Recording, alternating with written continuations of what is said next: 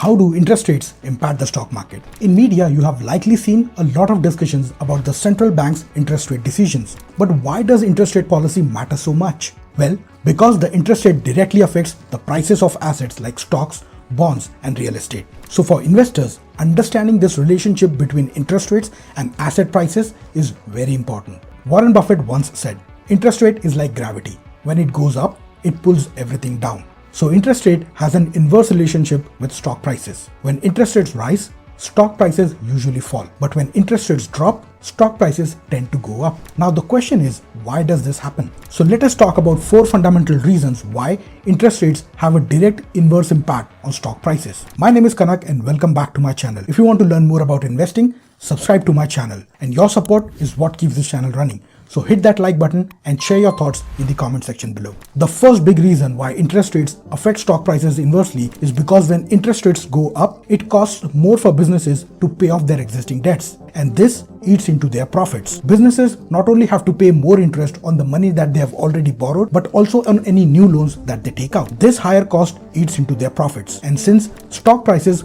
closely follow the earnings of the stock, if a company's earnings are expected to drop, its stock price usually drops too. This affects all stocks, but companies with a lot of debt or small companies that rely more on borrowing get hit the hardest. But here's the catch. The stock market is like a crystal ball. It predicts a company's future performance and bakes it into the stock price today itself. So even though it takes about 12 to 18 months for the higher interest rates to really start hurting the profits, as soon as the central bank raises the interest rates, stock prices start to fall. The second big important reason why interest rates affect stock prices inversely is because when interest rates go up, safer investments like bonds or savings accounts become more attractive compared to stocks. That's because they offer higher interest rates and are considered less risky. So investors move their money from riskier assets like stocks to safer ones like bonds or savings account. When you invest your money, you typically expect to get higher returns for taking on more risk. But when safer options offer better returns, the incentive to take on extra risk with stocks decreases. This concept is called risk premium in finance. It means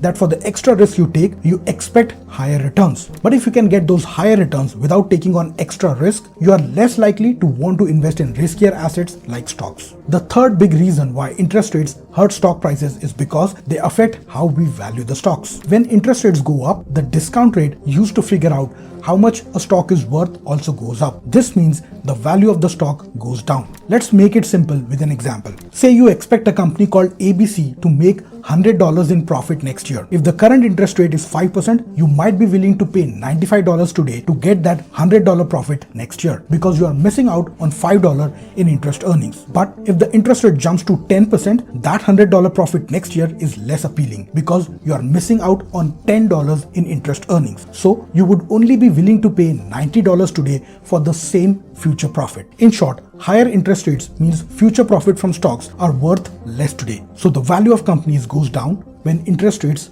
rise. Fourth important reason is that higher interest rates can slow down the economy, which also tends to make the stock market drop. When interest rates go up, both businesses and individuals borrow less money because it is expensive to borrow money. And when borrowing slows down, people and businesses spend less money. In the economy, when one person spends money, it becomes income for someone else. So when people and businesses borrow and spend less, the flow of money slows down and the economy grows more slowly. This means fewer jobs are created and there is less money circulating in the market. And since the stock market reflects how the economy is doing, when the economy slows down, the stock market usually follows the suit.